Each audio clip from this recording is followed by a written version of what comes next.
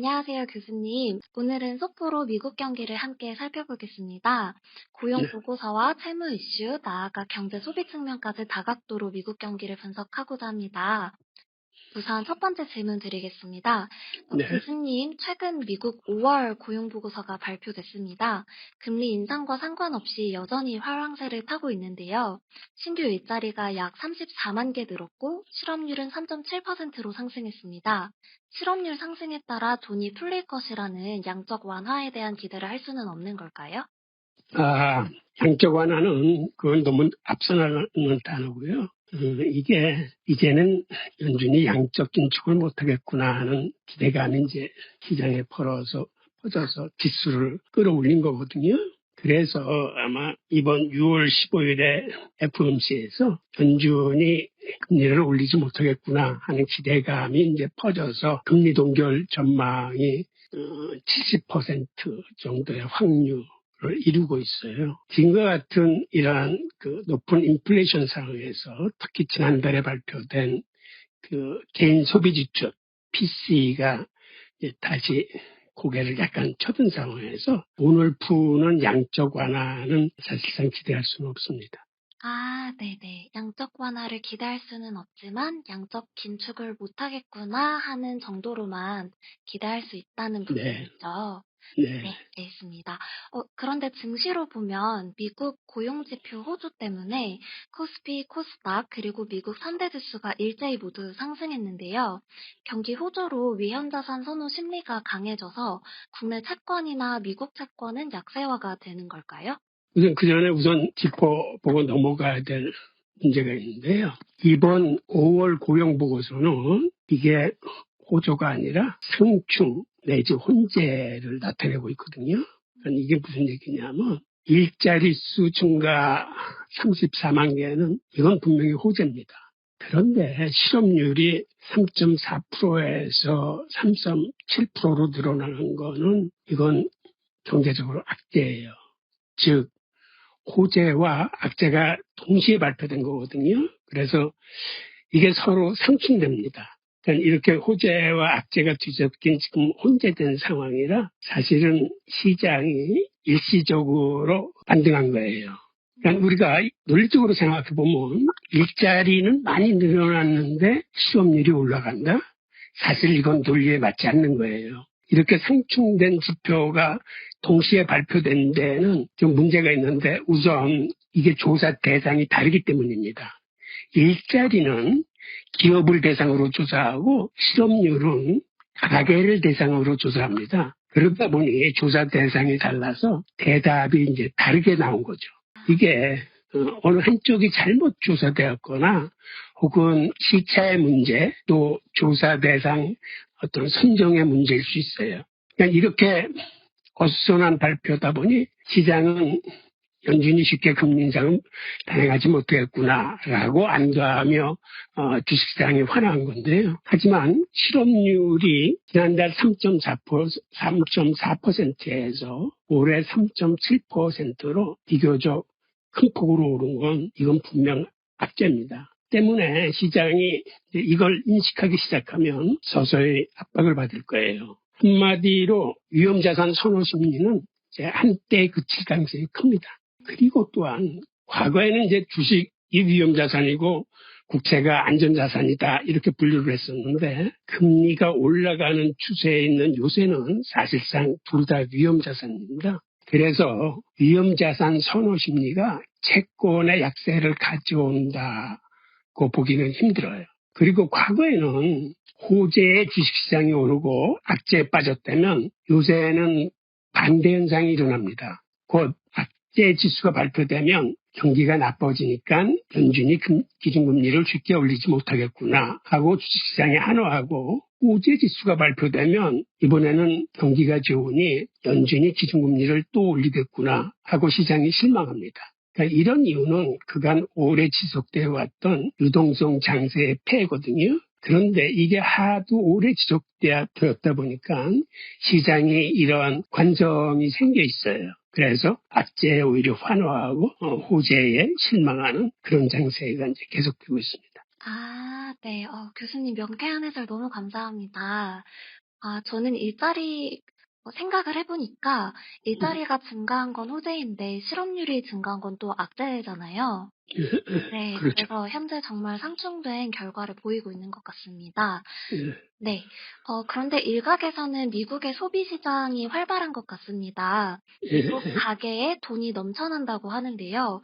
코로나 때 쓰지 못한 소비가 활성화되고 있다고 합니다. 고인플레이션 속에서도 소비가 활발하다면 현재 미국 경기는 침체가 아니라 미국 경기 과열로 혹시 볼 수 있는 상황은 아닐까요?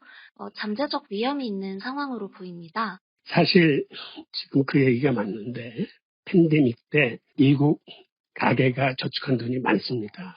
2021년 말에 2조 7천억 달러의 저축을 도달했다라고 보고 있거든요.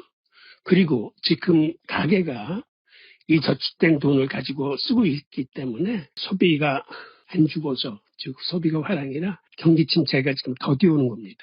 그런데 올해 연말쯤 되면 이 저축 중에 한 3분의 2 이상이 소진된다라고 보고 있어요. 그래서 전 재무장관이었던 데리 서미스 같은 경우는 가계저축이 이제 다 떨어져 가면 에어포켓이 들이닥쳐서 경기가 수직 낙하할 수 있다고 지금 경고하고 있거든요. 그래서 에어포켓이란 무슨 말이냐면 비행기가 이제 하늘을 운항할 때 대기공가 거의 높이 올라가면 공기가 진공 상태인 곳이 있어요. 근데 진공 상태에 들어가면 이렇게 날아가던 비행기가 에어가 없으니까 수직으로 떨어집니다. 그런 것을 에어포켓이라고 하는데 가계의 저축이 마르면 이러한 그 에어포켓의 비행기가 수직 낙하하듯이 경기가 수직 낙하할 수 있다고 이제 경고를 하는 거죠. 네. 경기가 수직 낙하될 수 있다는 거는 조금 위험한 상황이긴 하네요. 네, 알겠습니다. 현재는 실업률 감소에 따른 소비 수요 증가가 아니라 실업률 증가 속의 소비 수요 증가 상태가 미국 경제에 도래한 것 같습니다. 결국 소비 수요가 증가하면 기업들의 생산이 증가하고 그것이 다시 실업률 감소로 이어지지는 않을까요? 일경 그렇게 생각할 수도 있겠지만 그런데 경제학 논리로 보면은 금리가 계속 인상되면은 이러한 고금리 기조에서는 실업률이 증가할 수뿐이 없습니다. 왜 그러냐면 금리가 올라가면 일단 한계 기업들이 버티지 못하고 이제 부도를 내고 그 회사가 부도가 나면 그 회사에 있는 그 종업원들은 이제 실직을 할 수뿐이 없는 거거든요. 하는 네. 금리가 올라가는 한은 기업 부도가 늘어나면서 실업률이 늘어날 수뿐이 없는 거는 이건 경제학의 상식이기 때문에 이거를 대체하고 일시적으로 수요나 소비가 증가할 수는 있지만 이 큰 흐름을 바꿀 수는 없어요. 실업률의 증가나 감소가 소비 수요의 증가나 감소가 아니라 금리의 인상과 인하에 가장 큰 영향을 받는다라는 부분인 거죠. 예, 맞아요. 예. 네. 이해했습니다. 또 주목해야 할 부분이 있습니다. 바로 미국 부채 한도 증액 이슈인데요. 25년 1월 1일까지 부채 한도를 상향할 수 있게 되면서 신규 국채 발행을 재개하게 됩니다. 이를 통해 유동성 고갈로 경기 침체가 올 것이다 라는 의견과 채무 불이행 위험성이 낮아져서 시장에 안정이 올 것이다 라는 의견이 갈리는 것 같습니다. 교수님은 어떻게 판단하시나요? 미국 부채한도 협상이 타결돼도 앞날이 그리 순탄하지는 않을 거예요. 왜 그러냐면 지금도 미국 정부는 미국 국채 시장의 체질이 허약해져서 장기 국채보다는 단기 국채를 더 많이 발행하고 있습니다. 이 얘기는 장기 국채가 옛날처럼 시장에서 그렇게 활발히 소화되지 못하는 거예요. 왜 그러냐면 지금 외국의 은행들, 그들이 가장 큰 손인데 그들이 미국 국채를 외면하고 있어요. 또 하나는 두 번째 큰 손이 미국의 연준인데 미국의 연준도 지금 긴축을 하다 보니까는 미국채를 사지 못하고 오히려 시장에 이제 팔고 있는 그런 형국이거든요. 게다가 이 장기국채가 너무 많이 떨어져서 이제 부실화되다 보니 공급임이나 큰 손들도 이쪽을 외면해. 그래서 미국은 이 장기국채가 시장에서 잘 소화가 안 되다 보니까 지금은 단기국채를 계속 팔고 있는데 단기국채라는 건 1개월물, 3개월물, 6개월물 이런 아주 단기채예요. 미국 같은 큰 나라도 한마디로 급전월국에서 나라 살림을 꾸려가는 거거든요. 부채 한도 증액으로 이제 재발행이 된다 하더라도 지금처럼 장기국채 수요 부족으로 자본시장이 원활하게 돌아가지 못하고 일종의 변동성 내지는 자금 경색이 지속될 것으로 보이거든요. 그래서 물어보신 질문에 대해서는 경기 침체가 올 거라고 답하는 게 제 판단입니다. 네. 미국 재무부가 발행하는 신규 국채가 단기채일 가능성이 높다. 네. 네. 이해했습니다. 마지막 질문 드리겠습니다. 아까 말씀해 주셨던 것처럼 다가오는 6월 FOMC 내 금리가 동결될 가능성이 약 70% 이상이라고 하셨습니다. 혹시 이 부분에 대해서는 동의하시나요? 제 개인적으로는 인플레이션을 잡으려면 사실 양적 기총의 고삐를 늦춰서는 안 됩니다. 그래서 사실상 동의하기는 힘든데, 그런데 문제는 미국 연준이 기준금리를 인상하면 몇 가지 힘들어지는 그러한 시장들이 있어요. 그게 뭐냐면 첫 번째는 미국 국채 가격의 하락으로 미국 국채 시장이 타격을 크게 받습니다. 그리고 또 지금 미국의 장기국채를 많이 보유하고 있는 미국 중소은행들의 부실이 지금보다 더 커져요. 그리고 또 미국이 고금리로 금리를 더 인상하면 강달러 현상이 재개됩니다. 즉 금리가 높으면 돈의 값이 높아지는 거기 때문에 달러가 강해지는 거거든요. 그러면 세계 다른 나라들이 견디기가 좀 힘들어져요. 즉 강달러 현상이 재개되면 각국은 자기 환율이 치솟는 걸 방어하기 위해서 이제 환율 방어에 나서게 되는데, 그 환율 방어에 나선다는 얘기는 미국 국채를 팔아서 달러를 마련한 다음에 그걸 시장에서 팔아서 자국의 돈을 사들인다는 얘기거든요. 그러면 시장에 이렇게 미국 국채가 많이 쏟아져 나가면 이게 또 미국 국채 시장 자체를 압박을 해. 즉 공급은 많아지는데 수요가 그거를 뒷받침해 주지 못하니까 국채 가격이 이제 떨어지거든요.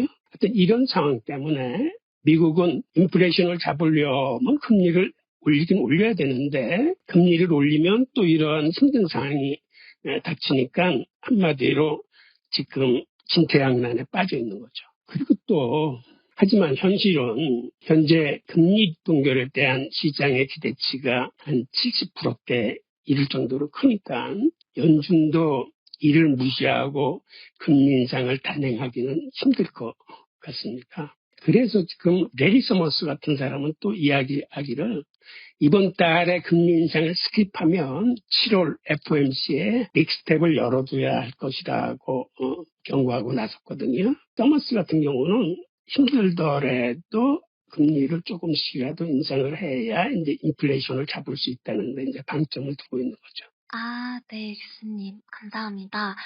아이고, 금리 인상을 이번에 동결하거나 스킵하면 7월에 빅스텝 가능성이 있을 수 있다라는 부분은 조금 충격적으로 다가오는 것 같습니다. 하루빨리 미국 경기가 나아지면 좋겠네요. 오늘 여러 질문 관련해서 정말 명쾌하게 해석해 주셔서 정말 감사합니다. 다음 시간에도 더 좋은 미국 경기 분석 안으로 교수님께 질문 드릴 수 있도록 하겠습니다. 감사합니다. 그래요. 고맙습니다.